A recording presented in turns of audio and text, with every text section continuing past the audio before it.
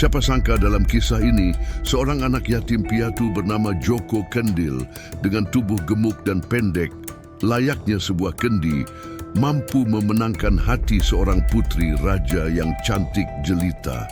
Rahasia apa yang membuatnya berhasil meraih cinta sang putri, meskipun segalanya tampak mustahil? Mari bongkar rahasia Joko Kendil dalam mendapatkan cinta sang putri, hanya di channel Jagat Cerita. Joko adalah seorang anak laki-laki yang tinggal sendirian tanpa keluarga dan sering berpindah-pindah tempat tinggal. Dia tidak memiliki orang tua dan juga tidak punya rumah tetap. Untuk memenuhi kebutuhan makanannya, dia bergantung pada belas kasihan orang-orang di sekitarnya. Tubuhnya yang gemuk dan pendek sering membuat orang mengaitkannya dengan kendil, yakni periuk kecil dari tanah liat yang biasa dipakai untuk memasak dan menyimpan makanan. Akibatnya, orang-orang akhirnya memberinya julukan Joko Kendil. Suatu waktu, ketika Joko sedang jalan-jalan di sepanjang tepian sungai yang ada di hutan, ia bertemu dengan seorang wanita tua yang sedang mencari kayu bakar. Wanita tua ini heran melihat ada anak-anak berjalan sendirian di dalam hutan. Lantas ia bertanya kepada anak itu, "Nak, kamu mau kemana? Mana orang tuamu? Jalan sendiri di hutan bahaya loh. Banyak binatang buas." Cuman jalan-jalan aja, Mbok. Orang tuaku sudah lama meninggal. "Ayo pulang saja, udah sore nanti keburu gelap. Rumahmu di mana? Mbok antar ya." Aku tak punya rumah. Biasanya aku tidur di depan rumah orang. orang tua itu merasa sedih mendengar jawaban dari Joko. Lantas ia mengajak Joko untuk tinggal di rumahnya. "Kamu beneran tidur di depan rumah orang tiap hari?" Beneran, Mbok. Aku beneran tidur di depan rumah orang tiap malam. Untung badanku gemuk, jadi tidur tanpa alas pun tetap empuk. Hahaha, ada-ada saja kamu ini. Siapa namamu, Nak? Namaku Joko, Mbok. Orang-orang biasa memanggilku Joko Kendil karena kata mereka badanku bulat mirip kendil. Mbok sendiri namanya siapa? Hahaha, lucu ya kamu, Nak. Namaku Mbok Rondo, sama sepertimu. Aku juga sudah tak punya siapa-siapa lagi. Pulang bareng Mbok aja mau? Kalau kamu mau, tinggal di rumah Mbok aja. Biar kamu gak masuk angin tidur di luar terus, sekalian nemenin Mbok di rumah. Mendengar tawaran itu, Joko seperti diterpa angin surga. Tak disangkanya hari itu dia bisa mendapatkan tempat tinggal. Tanpa pikir panjang, Joko pun mengiyakan tawaran dari Mbok Rondo. Beneran, Mbok? Jangan-jangan Mbok ngeprank nih? Beneran, Nak. Daripada kamu tidur di depan rumah orang, ikut Mbok aja. Sekalian nemenin Mbok di rumah. Wah, oke, aku mau, Mbok. Terima kasih banyak, Mbok. Akhirnya Joko ikut pulang ke rumah Mbok Rondo dan bisa mendapatkan tempat tinggal yang lebih layak. Setiap hari mereka menjalani hidup bersama dengan penuh rasa bahagia.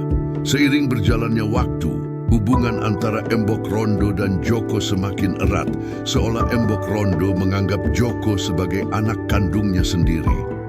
Sebagai ungkapan terima kasih atas kasih sayang yang diberikan Mbok Rondo kepadanya, Joko dengan tulus mendedikasikan dirinya untuk membantu Mbok Rondo dalam berbagai kegiatan sehari-hari. Mulai dari membersihkan rumah, membantu merawat kebun, hingga mencari kayu bakar, Joko selalu ada untuk membantu Mbok Rondo tanpa pamrih. Seiring berlalunya waktu, tahun demi tahun berganti tanpa mengubah apapun pada sosok Joko Kendil. Meski kini telah memasuki usia dewasa, tubuhnya masih tetap sama seperti saat pertama kali bertemu dengan Mbok Rondo. Gemuk dan pendek, Joko Kendil masih mempertahankan penampilannya yang khas seperti Kendil. Pada suatu malam ketika Joko dan Mbok Rondo sedang santai di gubuk kecil mereka, Joko tiba-tiba mengucapkan sesuatu yang tak pernah terlintas dalam pikiran si Mbok sebelumnya. "Mbok, aku kebelet kawin." "Hah? Salah makan apa kamu?" Gak ada angin, gak ada hujan, tiba-tiba kebelet kawin. Nggak salah makan kok, Embok. Aku pengen ngawinin putri raja. Hahaha, kamu ini aneh-aneh aja. Mana mungkin raja mengizinkan kamu untuk menikahi putrinya? Ya kan boleh, Embok. Bercita-cita setinggi langit. Ya boleh sih, tapi apa kamu siap mental kalau ujung-ujungnya jadi bahan tertawaan? Siap, Embok. Aku yakin aku nggak akan jadi bahan tertawaan. Tolonglah aku, Embok. Rasa hati ini inginkan dirinya. Ya udah, coba nanti Mbok cari info lebih detail lagi. Mbok dengar beberapa hari lagi raja akan mengadakan sayembara untuk mencarikan jodoh bagi putrinya. Mbok coba tanya-tanya lebih detail lagi. Dan akhirnya, datanglah hari di mana Joko Kendil dan Mbok Rondo memasuki istana untuk bertemu dengan raja. Dengan hati yang berdebar-debar, Simbok menjelaskan kepada raja maksud dan tujuan kedatangan mereka. Mohon maaf Baginda, maksud kedatangan kami ke sini untuk melamar putri Baginda Raja. Anakku Joko ingin sekali menikahi putri Baginda. Mohon maaf atas kelancangan kami Baginda. Oh, yang inikah putramu yang ingin menikahi putriku?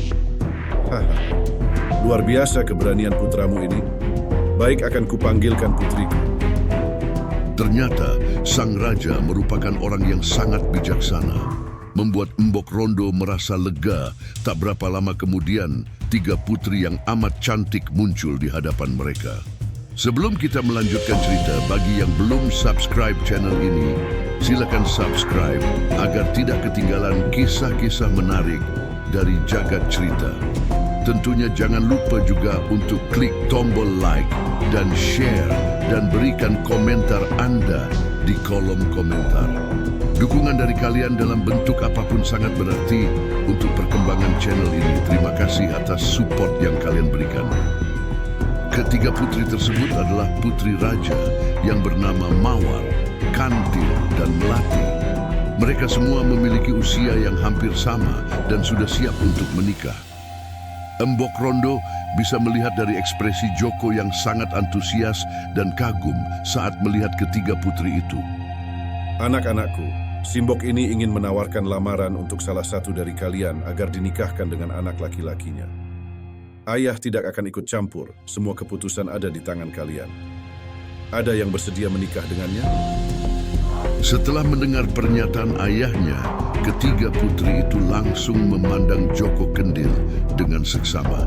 Mereka melihat keadaan Joko Kendil yang miskin dan tidak menarik secara fisik.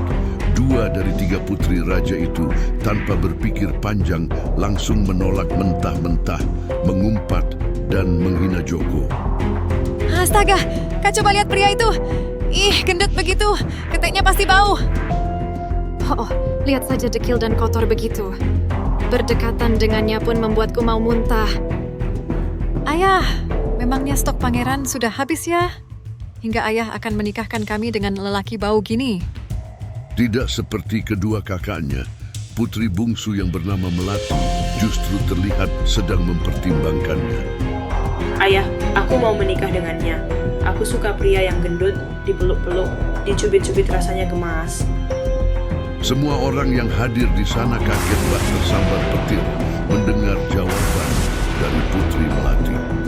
Mereka semua tak percaya karena Putri Melati mau menerima lamaran Joko Kendil. Sinting ya kamu, Dek. WDF, Dek. WDF.